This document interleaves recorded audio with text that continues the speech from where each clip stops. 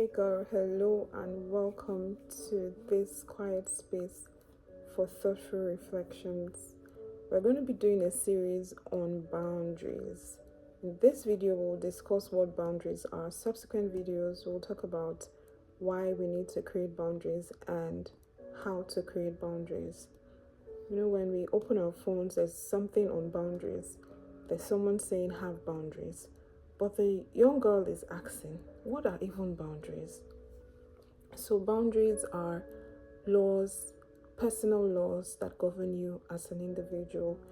There are, as Christians, we have the commandments, but here I'm talking about things that we permit, things that we give access to, things that we do that are hurting us without us even realizing it. And that is where having boundaries come in. Boundaries define us. Boundaries help us to know when to say yes and when to say no. You know, there are some people who have issues or find it very difficult to say no, maybe out of peer pressure or just the intense and undignified need to be liked. That's not a fair trade. That's a very, very costly thing to do. The price is very high. You are giving up something very vital. You are giving up your entire essence of liberty. That's the entire essence of your liberty. That's what you're exchanging just to be liked, right? So you need boundaries. We all need to have boundaries. Also, boundaries are certitudes that help us to constrain this or the negative consequences that come from being an open field. You know how open fields are, what open fields are. People just, come, some for aerobics, some for calisthenics. They go up and down, hopping around, and there are other guys who come and kick a ball around. And all of this happen with little or no concern for how their actions are affecting the field. So you without boundaries are just as the open field. You let people come in and do and say and act however way they please, with little or no concern to how it affects you.